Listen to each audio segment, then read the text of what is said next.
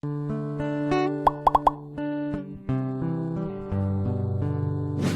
we continue with the rest of the video, we could use your help. Click that like button to help spread the word about watchJojo, and also be sure to subscribe and click the notification bell so you don't miss our future videos. What police dug up from a 90-year-old grave has deepened the mystery of a reform school's dark past. In a cemetery in the outskirts of Philadelphia, a group of police troopers and scientists gather around a grave. They're on the hunt for clues to a sinister mystery that started more than 1,000 miles away. Slowly, they prise open the lid of a coffin sealed almost a century before. But what they find will raise more questions than it answers. In October 2014, a team of forensic anthropologists based at the University of South Florida and Tampa, Florida, began excavations at the Old Cathedral Cemetery in West Philadelphia, Pennsylvania. Their aim was to exhume the body of Thomas Curry, a young boy who died in 1925. Aaron Kimmerly, head of the research team, hoped that Curry's remains could shed some light on the events that occurred at the Arthur G. Dozier School for Boys in Marianna, Florida, where he'd been a student up until the time of his death. For more than 100 years, the facility's been at the heart of a sinister saga of abuse and neglect. The Dozier School opened its doors in 1900 as a reform school for juvenile delinquents. But as early as 1903, reports began to emerge that the young male residents were being kept in some cruel and unusual conditions. Over the years, in fact, various inspections revealed some disturbing scenes at the school. At the beginning of the 20th century, for example, boys were allegedly discovered confined to shackles. And a decade later, 6 youths died in a fire while the adults in charge were enjoying a night on the town. According to the students who lived at the school, meanwhile, beatings were frequent and severe. Accounts claim that every day boys would be taken to a small outbuilding known as the White House and administered lashings with a leather strap. Indeed, several former students and staff members have spoken of beatings so bad that the victims' clothing became embedded in their flesh. Some also told of violent manhunts conducted for boys who tried to escape and of the harsh punishments they would face when caught. In June 2011, meanwhile, the Dozier School was closed by the state, which put the decision down to financial difficulties. However, just 6 months later, the U.S. Department of Justice Civil Rights Division released a report condemning the conditions at the school. According to officials, 31 young boys died while in residence over the course of the school's 111-year history. But recent research by Kimmerly and her colleagues has suggested that this statistic is just the tip of the iceberg. Thomas Curry was one of the young men who died during his time at Dozier.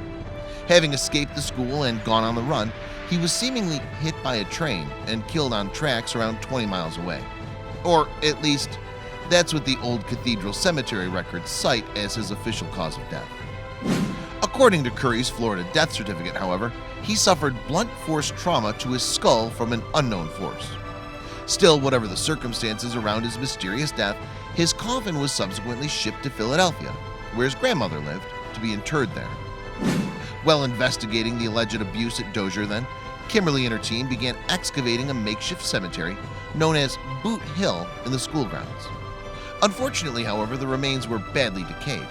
But having traced Curry's body to Philadelphia, Kimmerly hoped that it might be in a better state of preservation and more likely to yield valuable information about the circumstances surrounding his death. And after having gained permission from the state of Pennsylvania to dig, Kimmerly and her colleagues then began the delicate work of exhuming Curry's grave. Indeed, they dug 6 feet down through the earth and eventually came across a wooden casket. At first, things looked promising too. Not only was the casket still partially intact, but the screws used to hold it shut were identical to ones that had already been recovered from the graves at Boot Hill. Nevertheless, when they finally took a look inside, the scientists were in for a shock. Why? Because instead of housing Curry's decaying body, the casket was filled with nothing but planks of wood. Surprisingly, too, there was no evidence that the casket had ever contained any human remains. Indeed, there were no traces of hair or clothing to be found, leading Kimmerly to theorize that Curry's body had in fact never been sent to Philadelphia at all. "I can't say he was absolutely never there," she told CBS News in October 2014, "but I can say that it's likely." So, without a body to investigate, Kimmerly returned to Dozier and Boot Hill.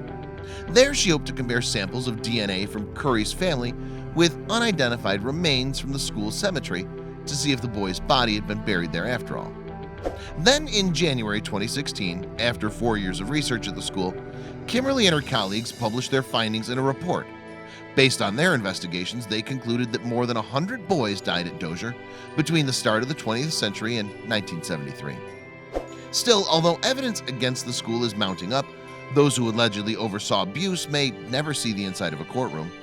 Back in 2010, for example, a group of former Dozier students calling themselves the White House Boys attempted to sue the state, but the case was thrown out of court for being past the statute of limitations.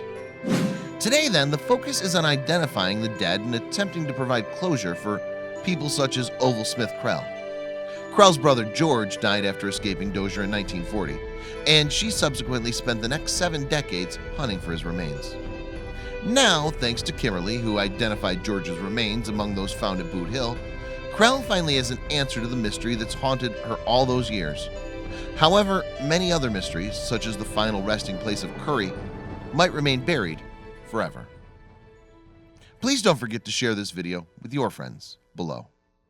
Please don't forget to subscribe and activate the bell to receive everything that's new.